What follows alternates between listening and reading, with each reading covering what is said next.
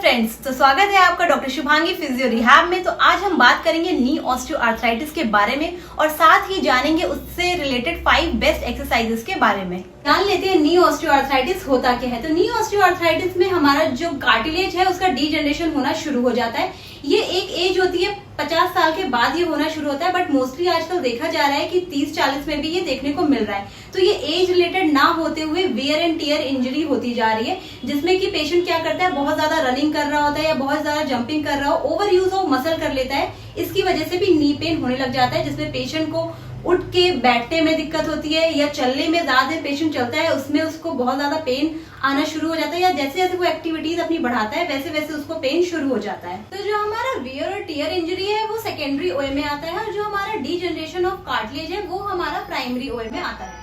तो अब जान लेते हैं उन 5 सिम्टम्स के बारे में जो नी ऑस्टियोआर्थराइटिस के पेशेंट में देखने को मिलते हैं, जो कि होते हैं pain, stiffness, swelling, crepitus, muscle weakness. अब बात करते हैं कि किस सीक्वेंस में आपको नी की एक्सरसाइज करना चालू करनी है। अब बात कर लेते हैं पहली एक्सरसाइज में। तो जो नी ऑस्टियोआर्थराइटिस के पेशेंट होते हैं उनका जो घुटना होता है वो थोड़ा सा कुछ इस तरह से उठा होता है, या फिर जो आप ओल्ड एज के पेशेंट देखेंगे नी ऑस्टियोआर्थराइटिस में उनका घुटना इस तरह से थोड़ा बहुत उठा रहता है। वो किस वजह से होता है, क्योंकि जो उनकी क्वाड्रिसेप्स मसल्स होती हैं वो बहुत वीक होती हैं। तो इसको एक्टिव करने के लिए, इसको स्ट्रेंथन करने के लिए हमें जो पहली एक्सरसाइज करनी है, आपको एक गोल पिलो लगा लेनी है अपने थाइस के नीचे। थाइस के नीचे गोल पिलो लगानी है और अपने लोअर लेग को कुछ इस तरह से उठाना है और पंजे को इस तरह से खींच के रखना है। ये होल्ड करना है आपको 5 सेकेंड्स के लिए। फिर से एक बार देख लेते हैं। आपका जो थाई है वो बिल्कुल भी उठना नहीं चाहिए। थाई नीचे की तरफ प्रेस रहेगा, लोअर लेग ऊपर उठेगा और पंजे को अपनी तरफ खींचना है। 5 सेकेंड्स का होल्ड करना है और ये रिपीटेशंस आपको करने हैं 20। दूसरी सेकेंड एक्सरसाइज के लिए आप घर पे ही कोई भी टॉवल का इस्तेमाल कर सकते हैं, और इस टॉवल रोल को आपको अपने जस्ट घुटने के नीचे रखना है और घुटने को इस तरह से नीचे की तरफ दबाना है। 5 से 10 सेकेंड का होल्ड करना है और फिर रिलैक्स करना है। जो आपका एंकल जॉइंट है वो न्यूट्रल पोजीशन में रहेगा, उसमें आपको कुछ भी नहीं करना है। घुटने को नीचे अच्छे से दबाना है, 5 से 10 सेकेंड्स का होल्ड करना है और फिर रिलैक्स करना है। और ऐसा नहीं है कि जिस घुटने में आपको दर्द है आप सिर्फ उसी घुटने से करोगे, आपको ये एक्सरसाइज दोनों घुटनों से करनी है, क्योंकि हमें दोनों पैरों का बैलेंस बना के रखना है। तो वापस से एक बार और देख लेते हैं। घुटने को अच्छे से दबाना है, होल्ड करना है और फिर रिलैक्स करना है। इसको भी आपको 20 रिपीटेशंस करने हैं। अब बात कर लेते हैं थर्ड एक्सरसाइज की। इसके लिए आपको क्या करना है, सीधा लेट जाना है।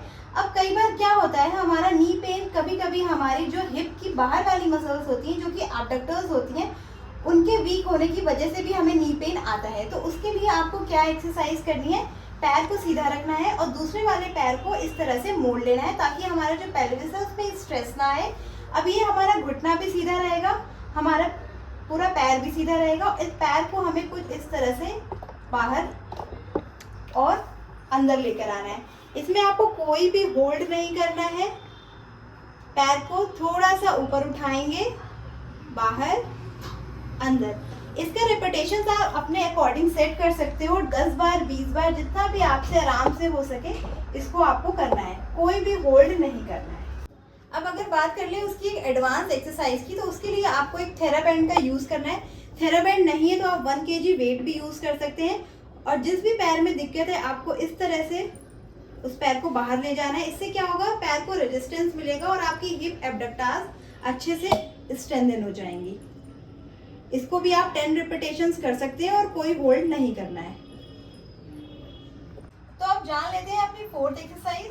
इसके लिए हमें क्या करना है, अपनी वीएमओ मसल को स्ट्रेंथन करना है, जिसकी वजह से भी मीडियल साइड में हमें पेन आता है। तो उसके लिए क्या करना है, अपने अनअफेक्टेड नी को इस तरह से बेंड कर लेना है फिर से, और जो अफेक्टेड नी है उसको आपको इस तरह से घुमा लेना है, टेढ़ा कर लेना है, और टेढ़ा ही करते हुए आपको इसको 30 डिग्री उठा के रखना है। 5 सेकेंड्स का होल्ड करना है और फिर उसको नीचे ले जाना है। पेशेंट गलती ये करते हैं कि जब उसको उठा रहे होते हैं तो अपने नी को कुछ इस तरह से बेंड कर लेते हैं, तो वहीं पे वो गलती हो जाती है। तो इसको इस तरह से बेंड नहीं करना है, ये पैर बिल्कुल स्ट्रेट रहेगा।